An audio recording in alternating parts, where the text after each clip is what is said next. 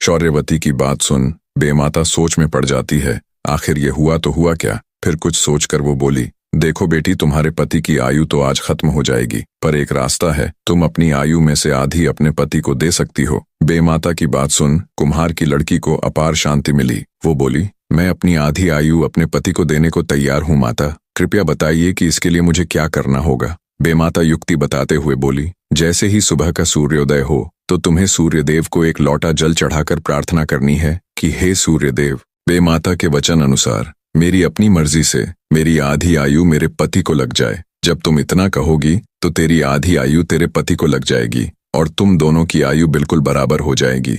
इतनी युक्ति बता बेमाता वहां से चली गई। सुबह होते ही जैसा बेमाता ने बताया था, शौर्यवती ने वैसा ही किया। बेमाता के वचनों सहित उगते सूर्य देव के आगे प्रार्थना करने पर उसके पति की मृत्यु टल जाती है और इस प्रकार वो अपने पति के प्राण बचा लेती है।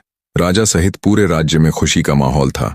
कहते हैं, जब से ही सदा सुहागन का आशीर्वाद चलता आ रहा है और जब से ही कुम्हार जाति को राजवंश का हिस्सा मानते हुए प्रजापति कहकर पुकारा जाता है। इतनी कहानी कह दैत्य दंभिकासुर राजा विक्रमादित्य से बोले, अब तुम मुझे ये बताओ राजा विक्रमादित्य, राजा के लड़के की रक्षा कर रहे चारों में से कौन बड़ा, अग्निदेव, जलदेव, अन्न देवता या फिर वो कुम्हार की लड़की। दंभिकासुर की बात का मुस्कुराकर जवाब देते हुए राजा विक्रमादित्य बोले, ये तो बहुत आसान सा सवाल है दुष्ट राक्षस। भले ही वे तीनों देवता हो, भले ही उनको पूजा जाता हो, भले ही उनका कद बहुत ऊंचा हो, पर यहाँ तो कुम्हार की लड़की उनसे भी बड़ी हो गई, जिसने न केवल अपने पति की जिंदगी बचाने के लिए थाना बल्कि स्वयं की आधी जिंदगी देकर उसे मृत्यु से बचाकर अपनी थानी हुई बात को पूरा भी करके दिखाया, इसलिए वो देवताओं से भी बड़ी हो गई।